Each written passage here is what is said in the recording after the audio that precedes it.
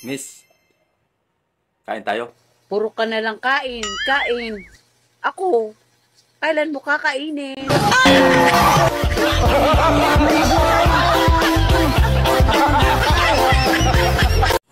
Swerte talaga yung mapapangasawa ko. Kasi okay lang ako sa pagkain na itlog sa umaga, itlog sa tanghali, at siya naman sa gabi. Di bukas wala ka na pakain eh.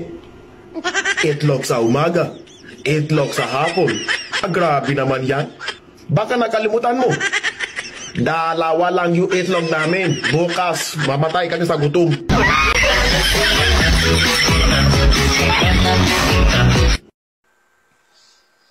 Bakit kaya ako maitim? Mama't papa ko maputi naman. Pati ba naman ganyang bagay? Hindi mo alam? Sabihin mo na naman na nasasalisihan. At anak ako ng kapitbahay. Alam ko na yung sasagot mo.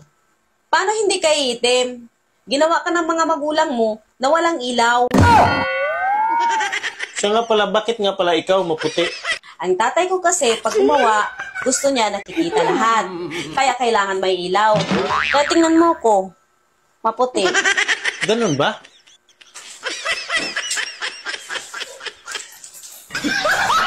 Teka, saan ka pupunta?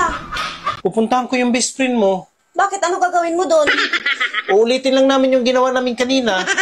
Wala kasing ilaw yun eh. Baka kasi mabuntis eh. Itim yung magiging kalabasan ng anak namin.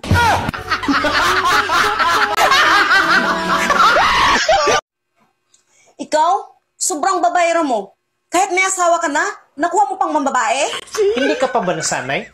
Mas marami yung babae kaysa lalaki, di ba? Isang lalaki, 5 babae yung katumbas. Ano ang ibig mong sabihin? Dalawa pa lang kayo eh. Kulang pa ng 3. Pwede bang bawas-bawasan mo yung kayabangan mo? Bakit? Nag-asawa ka ng gwapo eh. 5 bayo nga lang nagagawa mo sa akin eh. Tapos naghahanap ka pa ng 5 babae? So tig-1 bayo na lang kami. Ganon. Paano kami makakarating sa langit niyan?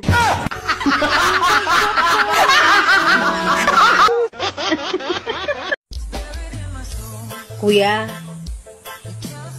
huwag mo yan laruin mag-isa.